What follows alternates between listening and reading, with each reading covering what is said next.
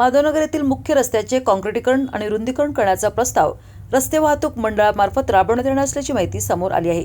या कामामुळे अनेक व्यापारी आणि नागरिकांच्या खासगी मालमत्ता बाधित होण्याची शक्यता असल्याने स्थानिकांमध्ये तीव्र नाराजी व्यक्त होत आहे। माधवनगरमध्ये सध्या अस्तित्वात असलेल्या रस्त्यापेक्षा अधिक रुंदीचा रस्ता करण्यात येणार असून यासाठी लागणाऱ्या जागेमुळे अनेक खासगी मालमत्ता प्रभावित होऊ शकतात। मात्र या संदर्भात व्यापारी, मालमत्ताधारक आणि नागरिकांना कोणतीही पूर्वसूचना किंवा अधिकृत माहिती दिली नसून अवघ्या 6 ते 7 दिवसात काम सुरू होणार असल्याची माहिती मिळाल्याने नागरिकांनी चिंता व्यक्त केली आहे। याबाबत निवासी जिल्हाधिकारी यांना शिवसेनेच्या वतीने दिलेल्या निवेदनात कोणत्याही प्रकारे नागरिकांच्या मालमत्तेवर अतिक्रमण करून किंवा त्यांचे नुकसान करून काम सुरू करू नये अशी मागणी करण्यात आली आहे। खासगी मालमत्ताधारकांना योग्य नुकसान भरपाई देण्यात यावी किंवा वाढीव FSI देण्याचा पर्याय उपलब्ध करून द्यावा आणि त्यानंतरच कामास सुरुवात करावी अशी भूमिका शिवसैनिक, व्यापारी आणि नागरिकांनी मांडली आहे। तसेच संबंधित ठेकेदार कंपनीला कायदेशीर प्रक्रियेचे पालन करण्याच्या सूचना देण्यात याव्यात अशी मागणीही करण्यात आली आहे।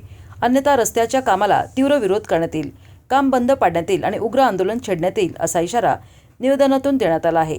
हे निवेदन देण्यासाठी शिवसेना तालुका प्रमुख प्रताप उर्फ अण्णा विचारे, शिवसेना शहर प्रमुख किरण पवार, उपशहर प्रमुख सचिन जाधव, व्यापारी अजित शहा, सचिन गटागट, सुमन बेदबुता, विशाल शिंदे, राजू पुजारी, अभिजित बेदबुता, ओमप्रकाश, कपिल अडुरे, राहुल किनीकर, सुनील पाटील यांच्यासह मोठ्या संख्येने व्यापारी आणि नागरिक उपस्थित होते।